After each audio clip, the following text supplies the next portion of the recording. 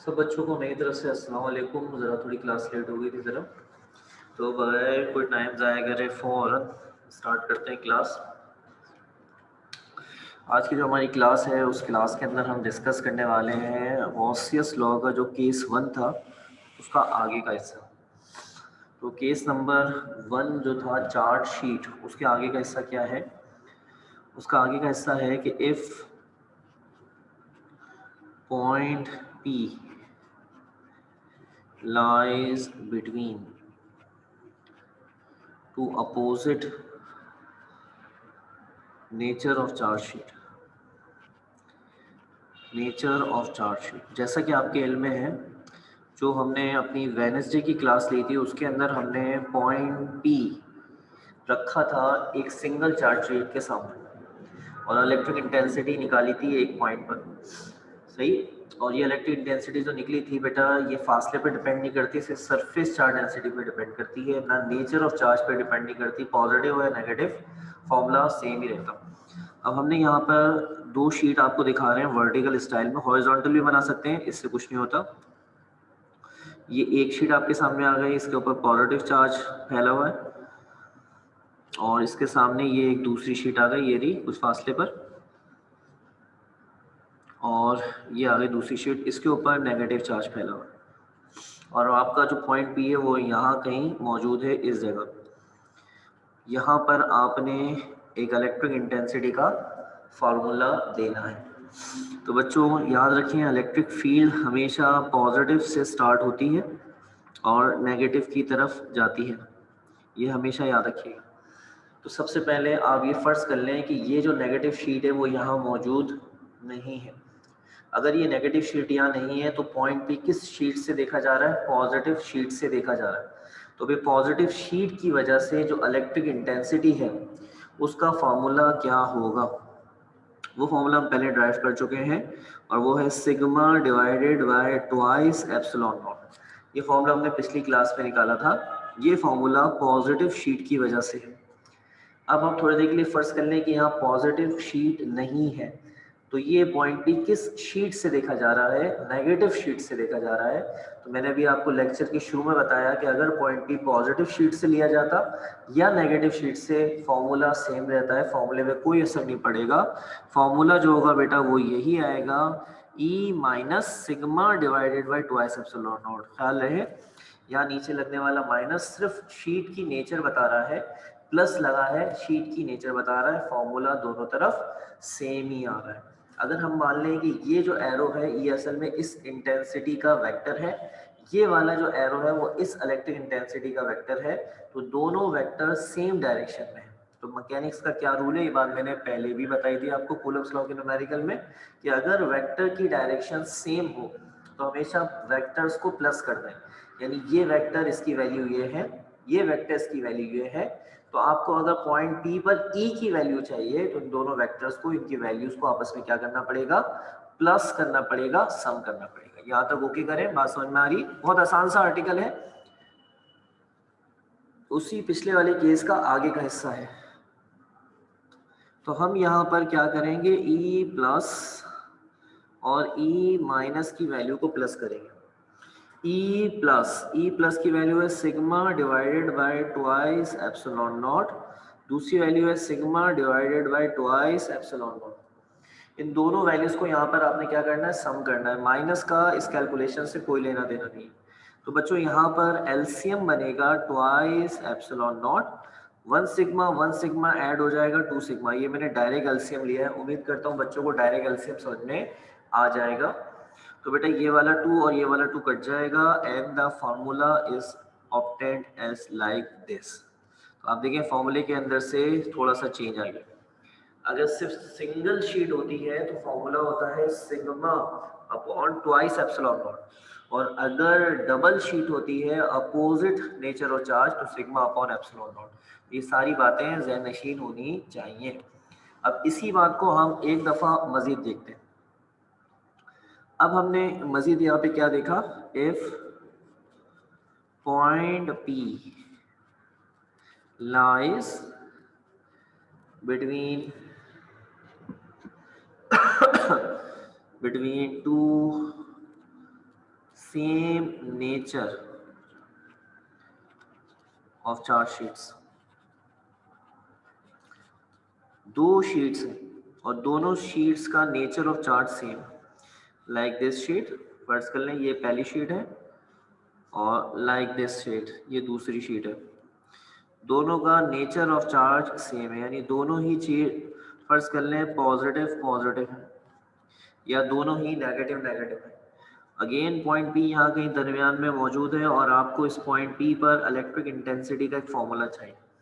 तो बच्चों याद रखें क्योंकि दोनों सेम शीट है इसलिए दोनों अपने इलेक्ट्रिक इंटेंसिटी के वेक्टर्स को अपोजिट डायरेक्शन में कर देंगी, यानी ये वाला जो वेक्टर है वो इलेक्ट्रिक इंटेंसिटी इस डायरेक्शन में कर देगा अपना, और वो वाला जो वेक्टर है वो बेटा अलग डायरेक्शन में कर देगा इस तरह करके, और डायरेक्शन अपोजिट होने की वजह से एक प्लस में और एक माइनस। अब ये माइनस कैलकुलेशन का, तो ये प्लस वाला इस माइनस वाले को क्या कर देगा यहाँ पे कैंसिल कर देगा, क्योंकि डायरेक्शन दोनों की अपोजिट है, वैल्यू दोनों की सेम होगी, वही sigma upon twice epsilon not sigma upon twice epsilon not, लेकिन अब की बार एक वैल्यू प्लस में एक माइनस में। उसका रीजन दोनों की डायरेक्शन एक दूसरे के साथ अपोजिट है।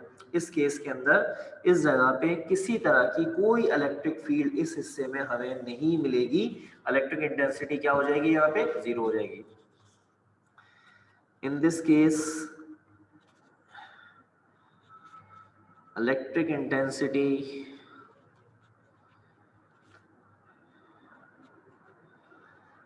intensity of both sheets are in opposite direction, so the net electric intensity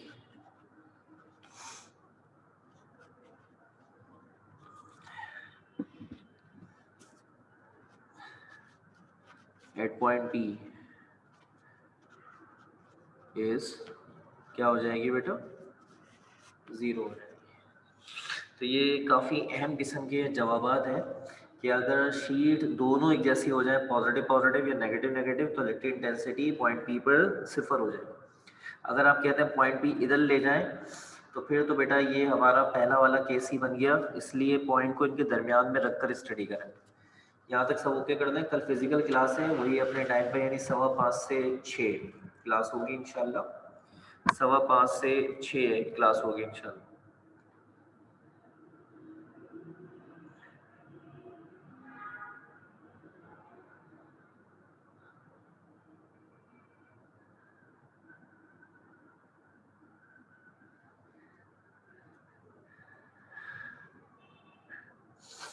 तो बच्चे यहाँ तक ओके करें, शाबाश, सारी बातें क्लियर हैं।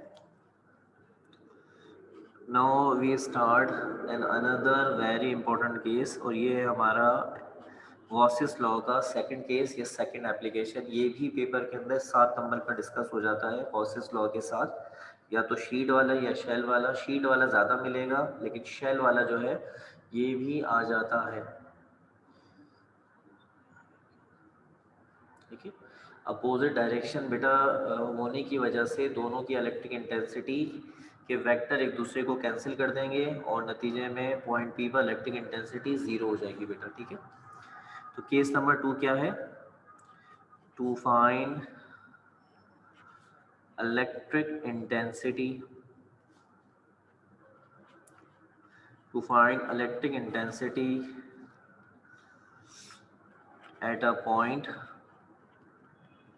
at a point P near a charge shell। आपने एक पॉइंट P के ऊपर इलेक्ट्रिक इंटेंसिटी का फार्मूला ड्राइव करना है with the help of Gauss's law. बच्चों what is the concept of shell? Shell is just like a hollow sphere, जैसे एक ऐसी गेंद जो अंदर से खाली हो, खोखली हो, उसे हम शेल कह सकते हैं। मिसाल के तौर पे जो क्रिकेट की बॉल होती है, टेनिस बॉल, वो अंदर से खाली होती है तो उसको आप होलो स्फीयर कह सकते हैं, वो एक तरह का शेल ही होता है, ठीक है। तो यहाँ पे जो लिया गया है वो एक शेल है, याद रखें शेल से मुराद ये स्फीयर ही है। तो जो स्फेयर के ज्योमेट्री के फॉर्मूले होते हैं उन्हें आप यहाँ यूज़ कर सकते हैं, जैसे एरिया ऑफ द स्फेयर, क्योंकि ये शेल एक तरह का स्फेयर ही है। सबसे पहले डायग्राम को समझे मेरे बच्चों। मैंने यहाँ पर ये एक शेल की सरफेस बनाई है लाइक दिस।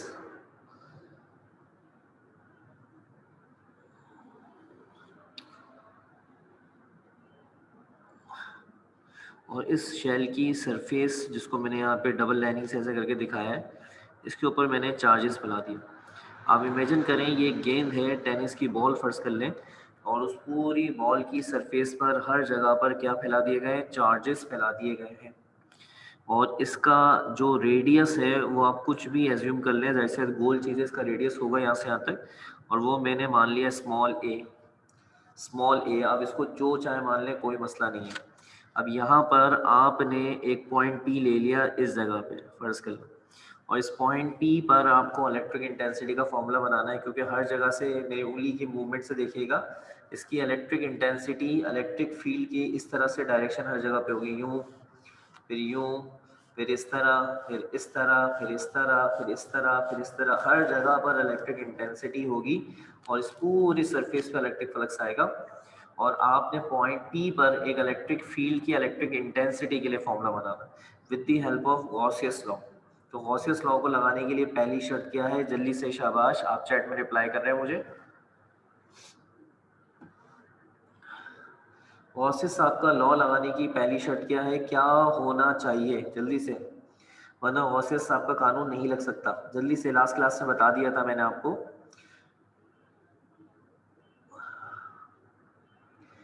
जी भाई, क्या होना चाहिए, शाबाश, बाकी बच्चे भी रिप्लाई कर रहे हैं मुझे। उसका जवाब है गॉसियन सरफेस होनी चाहिए। वेरी गुड, कुछ बच्चों ने और भी अब दूसरे अंदाज से जवाब दिया, एक गॉसियन सरफेस। अब क्योंकि यहाँ पे आपने एक शेल लिया है, गोल ऑब्जेक्ट, तो जो आपको यहाँ पे सरफेस लेना है वो भी बेटा एक गोल ही होगा, और वो होगा एक स्फेयर। तो मैंने यहाँ पर एक स्फेयर बना के दिखा देता हूँ मैं आपको, लाइक दिस।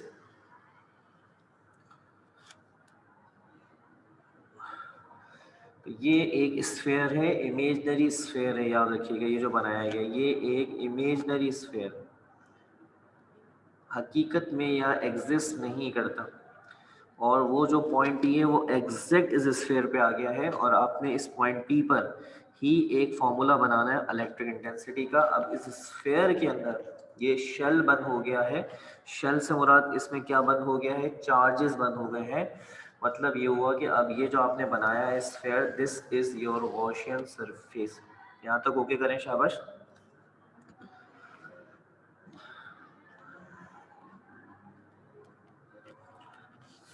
कंसीडर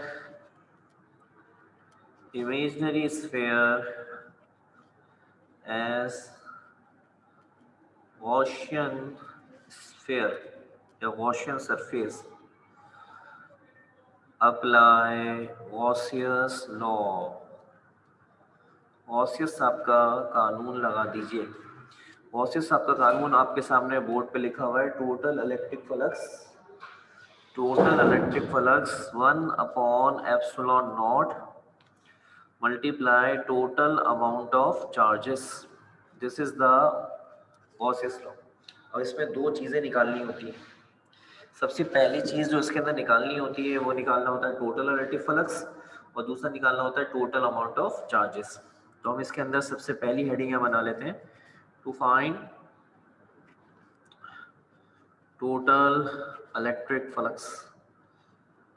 तो अगर आप टोटल इलेक्ट्रिक फ्लक्स निकालना चाहते हो मेरे बच्चों, तो उसके लिए गॉसियन सरफेस, जो गॉसियन स्फेयर आपने बनाया है, उस पर आने वाला फ्लक्स निकालना है कि शेल के चार्जेस की वजह से उस स्फेयर पर, गॉसियन स्फेयर पर, गॉसियन सरफेस पर कितना इलेक्ट्रिक फ्लक्स आया है। तो उसको निकालने के लिए हमने मैथ्स की हेल्प ली। ये मैं पहले करा चुका हूँ, अगर आपने मेरी पिछली क्लास से ली हुई है सारी की सारी, तो आप कहेंगे जी आपने करा दिया था। और टॉपिक का नाम था केस नंबर 4, वहाँ पर भी इसी तरह का एक स्फेयर आया था। आप मान लें ये जो जहाँ पे हाथ रख रहा हूँ ये सब पूरा स्फेयर है। अब मैं एक डायग्राम का अंदाज थोड़ा बदल रहा हूँ, लेकिन उम्मीद है आपको अच्छा लगेगा, समझ में आएगा। अलग अलग अंदाज से देखना, सोचना चाहिए। तो बच्चों यहाँ पे हमें मैथमेटिक्स से हेल्प लेनी है, कैलकुलस मैथ्स का शोबा वो हमारी मदद करता है। वो कहता है कि आप इस स्फेयर के छोटे छोटे बराबर के हिस्से कर दें कि हर एक हिस्से का एरिया एक ही जैसा हो, प्लस हर एक हिस्से पे इलेक्ट्रिक इंटेंसिटी की वैल्यू एक जैसी रहे, डिवाइड ना हो, और हर जगह पे इलेक्ट्रिक इंटेंसिटी और एरिया एक दूसरे के साथ कैसे नजर आए, पैरेलल। तो मान लें ये एक हमारा हिस्सा है, ये मैंने बनाया, तो ये हो गया इसका एरिया का वेक्टर डेल्टा A1, और यहाँ पर एक इलेक्ट्रिक इंटेंसिटी का भी, ये देखें ऐसे करके एक लाइन आ रही है, और ये लाइन और ये दोनों एक दूसरे के साथ यहाँ कैसे नजर आ रहे हैं, पैरेलल। ये हमारा सबसे पहला हिस्सा है। इसी तरीके से फर्ज कर लें एक हिस्सा मैंने यहाँ बना दिया लाइक दिस, और ये इसका हो गया एरिया का वेक्टर डेल्टा A2, और ये हो गई इसकी इलेक्ट्रिक इंटेंसिटी। ये हो गया दूसरा हिस्सा। मैंने डायग्राम का थोड़ा अंदाज बदला है, मुझे केस नंबर 4 के डायग्राम याद है, वहाँ पे मैंने टुकड़े ऊपर सरफेस पे करके दिखाए थे, याद आया आपको? लेकिन यहाँ मैंने इस जगह पे करके दिखाया। ये भी स्फेयर है, मैंने पहले बता दिया, सारा स्फेयर ही है, सही है। ये लाइन खाली बाउंड्री स्फेयर नहीं, सारा भी स्फेयर में काउंट होगा। ओके करें ताकि मुझे भी समझ में आए कि आपको मेरी बात जो मैं नए अंदाज से बता रहा हूँ समझ में आ रही है। शाबाश, वेरी गुड। तो यहाँ पे मान लें, यहाँ पे ऐसे करके कोई तीसरा हिस्सा और है लाइक दिस, और ये हो गया डेल्टा A3। यहाँ भी एक इलेक्ट्रिक इंटेंसिटी का वेक्टर होगा E, और ये है तीसरा हिस्सा। और इसी तरह से यहाँ पर कहीं पर है ये nth हिस्सा, और ये आ गया आपका डेल्टा A का वेक्टर डेल्टा AN, और यहाँ पे आ गया E का वेक्टर लाइक दिस। हर जगह E से ही पढ़ा जाएगा, E का वेक्टर E से पढ़ा जाएगा, क्योंकि हम इलेक्ट्रिक फील्ड के टुकड़े नहीं कर रहे हैं, चार्जेस तो अपनी जगह पर, फील्ड हर जगह पर एक ही है। आप तो इस स्फेयर के टुकड़े कर रहे हैं, इसी वजह से स्फेयर के एरिया का नाम A1 A2 A3 करके चल रहा है, लेकिन ये सारे एरियाज बराबर हैं और हर जगह पर E और डेल्टा A पैरेलल है। इस जगह पर भी पैरेलल है, इस जगह पर भी पैरेलल है, यहाँ पर भी पैरेलल है, और यहाँ पर भी पैरेलल है।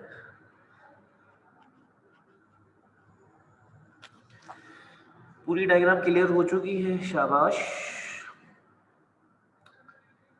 अच्छा, एक चीज इसके अंदर जो रह गई और वो मैं बता देता हूँ, और वो क्या है, वो पॉइंट P है एक्चुअली। ये पॉइंट P इस सेंटर से कितने फासले पर है, ये रह गया था। ये पॉइंट P R फासले पर, इस R को आप इस स्फीयर का रेडियस मान सकते हैं, स्मॉल r। स्मॉल r जो है is the radius of the Gaussian sphere, while A is the radius of the charge shell. जी जनाब, क्या कहता है कैलकुलस? कैलकुलस कहता है अगर फ्लक्स चाहिए टोटल, तो हर एक टुकड़े पे आने वाले फ्लक्स को ऐड कर लो। जैसे पहले टुकड़े का फ्लक्स, दूसरे टुकड़े का फ्लक्स, तीसरे टुकड़े का फ्लक्स, और nth टुकड़े का फ्लक्स। हर एक टुकड़े का फ्लक्स ऐड कर लो। तो मैं आपको क्लास के अंदर ये बता चुका हूँ ऑनलाइन में ही कि जब भी आपको E और डेल्टा ए पैरेलल मिलेगा तो जो फ्लक्स होगा वो उनके प्रोडक्ट के बराबर होगा। जब भी E और डेल्टा ए का वेक्टर पैरेलल मिलेगा, फ्लक्स उनके प्रोडक्ट के बराबर। तो पहले हिस्से का बना E डेल्टा A1 बगैर वेक्टर के निशान के, E delta A2, E delta A3, और आखिर में E डेल्टा AN। आपने यहाँ से E कॉमन निकाल लिया, मल्टीप्लाई, ब्रैकेट में बचा delta A1 plus delta A2 plus delta A3 plus delta AN। यह जगह नहीं इसलिए ब्रैकेट मैंने ऊपर ऐसे बना दिया। अब ये सारे के सारे जितने भी एरियाज हैं वो यहाँ सारे के सारे ऐड हो रहे हैं मेरे बच्चों। इनको ऐड करके कैसे लिख सकते हैं, summation 1i is equal to 1n, और ये सारे के सारे एरियाज यहाँ पे सम अप हो रहे हैं। ये बात क्लास के अंदर केस नंबर 4 में आपको बताई जा चुकी है। अब यहाँ पे आ गया total electric flux E multiply by सारे एरिया जमा कर रहे हैं। तो जब आप सारे स्फेयर के एरिया जमा करेंगे तो ये एक सिंगल एरिया निकल के आएगा, लेकिन ये एरिया उसी ज्योमेट्रिकल शेप का होगा जिसको आपने डिवाइड करा है, तो इसका नाम बनेगा एरिया ऑफ द, और क्योंकि ये खास किस्म की शक्ल है तो इसलिए इसका नाम भी पूरा लिख दिया हमने, गॉसियन स्फीयर। वो जो स्फीयर था ये सारे 1 से n तक सारे एरिया जमा करने पर आपको एक टोटल एरिया मिलेगा, कंप्लीट एक पूरा एरिया मिलेगा। जो एरिया उसी ज्योमेट्रिकल शेप का होगा जिसको आपने डिवाइड किया था, तो area of the Gaussian sphere. यहाँ तक ओके कर दें क्योंकि मैं पेज पलट दूंगा फिर ये दिखेगा नहीं। अब यहाँ पर आपने एरिया ऑफ द स्फीयर की वैल्यू पुट करनी है बस, खाली, और कोई वैल्यू पुट नहीं करेंगे। सारे स्टूडेंट माशाल्लाह, वेरी गुड।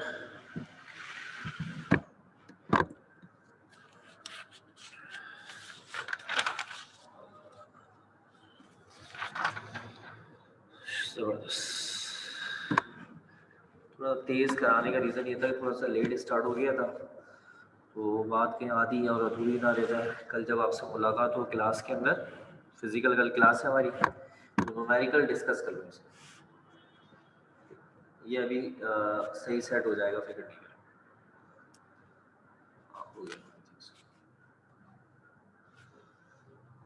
अच्छा जी, तो हमने यहाँ पर total electric flux E as it is multiply by area of the Gaussian sphere. Area का फॉर्मूला होता है 4 पाई और रेडियस का स्क्वायर। जो स्फीयर का रेडियस था, स्फीयर का, गॉसियन स्फीयर का, वो r था, 4 pi r square. So this is the total electric flux we found. अब हमने फाइंड करना है to find total amount of charges. To find total amount of charges, total amount of charges या total charges भी लिख सकते थे, चलो कोई बात नहीं, हेडिंग थोड़ी बड़ी हो गई। To find total amount of charges, इसके लिए मैंने आपको एक फॉर्मूला बताया हुआ है और उस फॉर्मूले का नाम है surface charge density according to the definition of surface charge density. Surface charge density, इसके लिए आपने मेरी वेडनेसडे की क्लास लाजमी ली हुई होनी चाहिए, तभी आप ये सारी बातें ओके करेंगे और कहेंगे हाँ भी समझ में आ रहा है। पिछले वीक में वेडनेसडे को सब बातें बता चुके हूँ। सरफेस चार्ज डेंसिटी को सिग्मा के सिंबल से रिप्रेजेंट करते हैं और इसका फॉर्मूला बहुत आसान होता है। फॉर्मूला होता है टोटल चार्जेस और जिस सरफेस पर आएगा ये चार्ज उसका एरिया। इसको एरिया भी लिख सकते हैं, सरफेस एरिया भी लिख सकते हैं। Sigma as it is, total charges की जगह हम लगा देते हैं Q और एरिया की जगह पर आपने वो हिस्सा यहाँ पे पुट करना है जिस पे चार्जेस है। आप खुद देख लीजिए, चार्जेस इसके ऊपर है, दिस इज द शेल और पूरे शेल पे चार्जेस है, तो पूरे शेल का एरिया लेना होगा मेरे बच्चों। किसी एक जगह पे चार्ज नहीं, पूरे शेल पे जो चार्जेस है वो सारे इस स्फीयर के अंदर बंद हुए हैं। इस पूरे पर आपने क्या लेना है, इसका एरिया। और ये एरिया किसका होगा, शेल क्या होता है, एक स्फीयर, तो इसका एरिया भी वही होगा जो स्फीयर का एरिया होता है, 4 पाई रेडियस का स्क्वायर। और इसका रेडियस क्या लिखा हुआ है, स्मॉल a। ठीक है, तो हम यहाँ पे क्या लिखेंगे, एरिया की जगह पर 4 पाई a स्क्वायर। यहाँ पे जो आपको Q नजर आ रहा है, ये 4 पाई a स्क्वायर इस सिग्मा को जाके मल्टीप्लाई करेगा और आपके पास Q की वैल्यू बन जाएगी, Q is equal to sigma multiply by 4 pi a square. So this is the value of Q। ये वाला हिस्सा पूरा यहाँ चला जाएगा। अब यहाँ तक मुझे आपका एक बहुत ज़बरदस्त किस्म का ओके चाहिए, शाबाश। थोड़ी रफ्तार मेरी तेज़ थी, ओके कीजिएगा। साथ में मैं मज़ीद को आगे बढ़ा रहा हूँ टाइम को देखते हुए। असल में putting all values in equation 1। Equation 1 में सारी वैल्यूज़ रख रहा हूँ। इक्वेशन 1 आपके सामने बनी हुई थी और वो थी Gauss's law. This is the equation 1 बेटा। तो ये वैल्यू आपने निकालनी है, ये वैल्यू निकालनी है, दोनों वैल्यूज मैं रख रहा हूँ आपके सामने। तो पहली वैल्यू जो मैं वहाँ इक्वेशन 1 के अंदर रख रहा था उल्टे हाथ पे, वो थी E multiply 4 pi r square 1 upon epsilon not. Putting में ऐसा नहीं लेता, Q की जगह वैल्यू ऊपर लिखी हुई आपके सामने, sigma multiply 4 pi a square. ये वैल्यू टोटल इलेक्ट्रिक फ्लक्स है और ये वैल्यू आपका टोटल चार्ज है।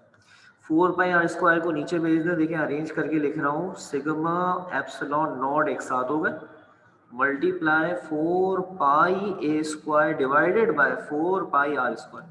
ये वाला हिस्सा इसके नीचे आके डिवाइड होगी, 4 पाई और 4 पाई आपस में कट गया, तो आपके पास जो यहाँ पे रिजल्ट आया वो आया sigma divided by epsilon naught multiply a square upon r square. यहाँ तो कोई मसला, यहाँ तो कोई प्रॉब्लम?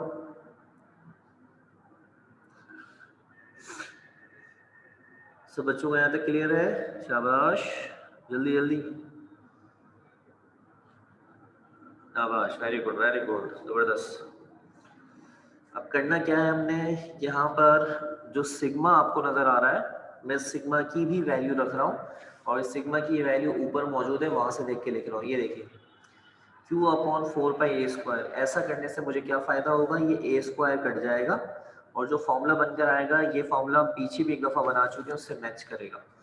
ये वाली वैल्यू मैं सिग्मा की जगह रख रहा हूँ, इस जगह पे रख रहा हूँ, जिसको मैंने बॉक्स में लिया है। यहाँ सिग्मा की वैल्यू मैंने ऊपर से देख के पुट की है यहाँ पे। तो सिग्मा की वैल्यू हमारे पास है q divided by 4 pi a square divided by epsilon naught multiply a square upon r square as it is.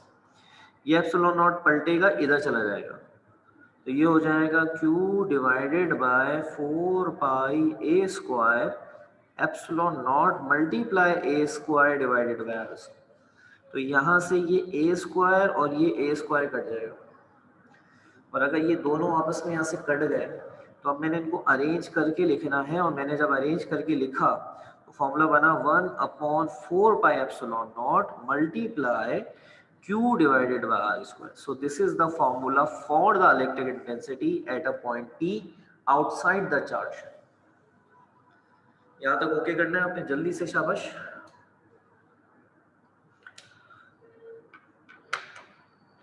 मुझे ये बताना है ये फॉर्मूला इससे पहले मैंने आपको कहाँ पढ़ाया है, जल्दी से देखते हैं चैट में कौन रिप्लाई करता है। कल फिजिकल क्लास है, कल फिजिकल क्लास है और वही 5:15 से 6 है, जिसके अंदर इंशाल्लाह आपको इसके आगे अभी थोड़ा सा और बाकी है, वो काम कराना है, न्यूमेरिकल्स करा रहे हैं, तो इंशाल्लाह मामला बेस्ट हो जाएगा।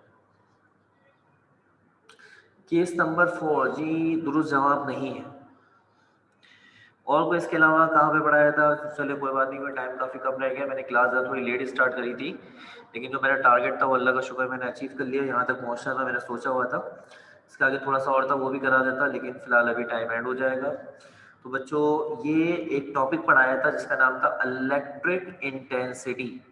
ये टॉपिक आपके पास मौजूद होगा, आपने रजिस्टर में देखिएगा तो आपको वहाँ पर इलेक्ट्रिक इंटेंसिटी में ये फॉर्मूला बना हुआ नजर आएगा। सिर्फ फर्क ये होगा वहाँ स्मॉल क्यू है या कैपिटल क्यू, ठीक है ना। क्लासेस 3 to 6 ही होगी बेटा, सब कुछ वही है जो पहले होता था 3 to 6 क्लासेस के हिसाब से, ठीक है। तो ये फॉर्मूला इलेक्ट्रिक इंटेंसिटी का है जो हमने वहां बनाया था। इसका ये वाला फॉर्मूला ये जो बनकर आया है ये गॉसियस लॉ से बनकर आया, वहां जो इलेक्ट्रिक इंटेंसिटी सिखाया था वो कूलम्ब्स लॉ के जरिए बनकर आया था। लेकिन इन द लास्ट आप देख लें दोनों में लिंक नजर आया हमें, ये मुख्तलिफ चीजें यहाँ पे नजर आ रही हैं, दोनों में हमें यहाँ लिंक नजर आया, और कूलम्ब्स लॉ से बनने वाला इलेक्ट्रिक इंटेंसिटी का फॉर्मूला और गॉसियस लॉ से बनने वाला इलेक्ट्रिक इंटेंसिटी का फॉर्मूला, दोनों का ही आंसर सेम आ रहा है, ठीक है। यहाँ पे इलेक्ट्रिक इंटेंसिटी फासले पे डिपेंड कर रही है, अगर कम फासला होगा तो इलेक्ट्रिक इंटेंसिटी कम, ज्यादा फासला होगा, कम फासला होगा इलेक्ट्रिक इंटेंसिटी ज्यादा होगी, ज्यादा फासला होगा इलेक्ट्रिक इंटेंसिटी कम होगी, चार्जेस की वैल्यू कम होगी तो इलेक्ट्रिक इंटेंसिटी कम, चार्जेस की वैल्यू ज्यादा होगी तो इलेक्ट्रिक इंटेंसिटी की वैल्यू भी पॉइंट P पर ज्यादा आएगी। जो पेपर में करना होता है वो यहाँ तक करना है, ये एंड हो गया, पेपर में जो करना है वो यहीं तक करना है। अब इसके आगे का जो सारा काम है जो मैं कल कराऊंगा क्लास में फिजिकल, वो सिर्फ और सिर्फ MCQs के लिए होता है और प्लस के न्यूमेरिकल्स कराऊंगा, ठीक है। तो तमाम बच्चों से भी दरखास्त है क्योंकि अब आने वाले वीक से मंडे के दिन से फिजिकल हो ही रहा है, तो प्लीज़ जो बच्चे बिल्कुल ही फिजिकल में नहीं आ रहे हैं उनसे दरखास्त है कि प्लीज़ कल फिजिकल में तशरीफ लाएं और अपने काम को जायज़ रखिए, अपना अपना घर वालों का ख्याल रखिएगा। मुझे दें इजाज़त, अल्लाह हाफिज़।